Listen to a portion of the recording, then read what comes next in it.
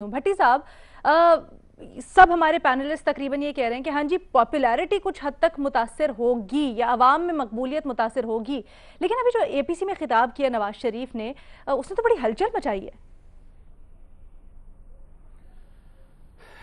आप पता नहीं कहाँ मचाई है हलचल, आपको कोई नजर आई होगी हलचल? अच्छा, हलचल क्या क्या खूबसूरत लफ्ज है। सर 2 हफ्ते तक सिर्फ वो तकरीर ही डिस्कस होती रही है हर जगह। बस मैं क्या करूं अब हल चल मैं तो इसलिए करता रहा कि मेरे रोजी रोटी का यही जरिया है, बाकी मुझे तो कोई वाकई ना हल थी ना चल थी। पहली बात यह है कि ज़रा ये सुनिए, ये मैं आपने सुना दिए हैं लेकिन फिर भी सुन लीजिए। मुल्ज़म या मुल्ज़म तो नहीं है, खैर वो मुजरम है, लंदन में बैठकर अवाम और हुकूमत पर हंसता होगा। इस्लामाबाद हाई कोर्ट के ये रिमार्क्स हैं। नवाज शरीफ अवाम हुकूमत को धोखा देकर गए। नवाज शरीफ का जाना पूरे निज़ाम की तज़हीक है, पूरे निज़ाम को शिकस्त देकर गए। ये एक शर्मनाक तर्ज अमल है, हुकूमत को आइंदा सोचना होगा।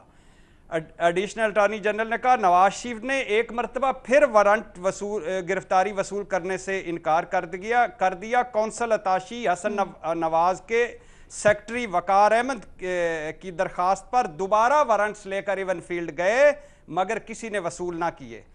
और फिर अदालत ने कहा हम ये सारी कार्रवाई इसलिए कर रहे हैं कि मुल्ज़म कल वापस आकर ये ना कहे कि इसे पता नहीं था।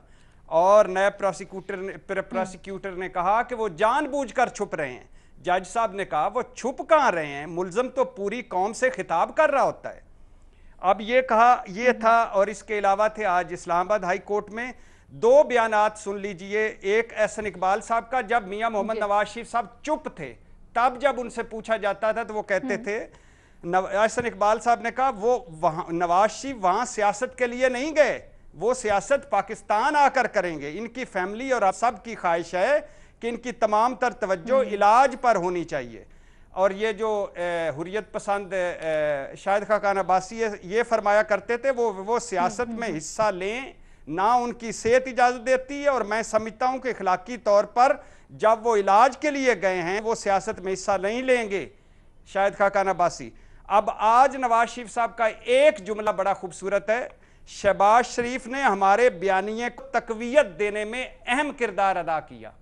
अब यह है गुड कॉप बैड कॉप। आज मान गए हैं कि उनका बयानिया भी हमारा और हमारा बयानिया भी उनका बयानिया, मफामत भी हमारी, इनकलाब भी हमारा, और रातों को जो मिलते हैं वो भी हमारा, और दिन को जो गरजते हैं वो भी हमारा, और हलचल जो मचाते हैं वो भी हमारा, और हलचल को जो सिफर सिफर करते हैं वो भी हमारा।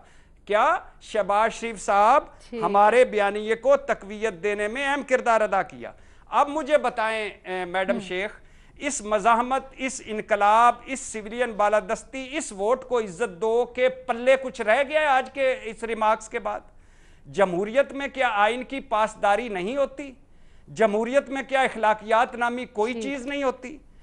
ये लेकिन बात यह है कि ये नफ़ा नुकसान से आगे की चीज़ें हैं, ये झूठ सच की से आगे की बातें हैं, ये शर्म हया से आगे के किस्से हैं, ये असूल मंतक से आगे की कहानियां हैं। हसन निसार साहब ने आज एक कॉलम लिखा है, उसमें 3 लफ्ज़ उन्होंने लिखे हैं, अकीना, जकीना, थकीना। लगा रहो लगा रहो लगा रहो, झूठ और मुनाफकत के घोड़े पर दगड़ दगड़ दगड़ दगड़ दगड़ दगड़ दगड़ दगड़ दगड़ दगड़ दगड़ दगड़, और ये आगे घास खाने वाली कौम, और आगे ये और फिर भी हम लगाते हैं कायद ने कहा, इश्तिहारी मुजरम कायद ने कहा। और बाकी जहां तक आपके सवाल का ताल्लुक है, सियासत भी करेंगे, पॉपुलैरिटी में भी कोई फर्क नहीं पड़ेगा। मेरा जवाब हाँ में है।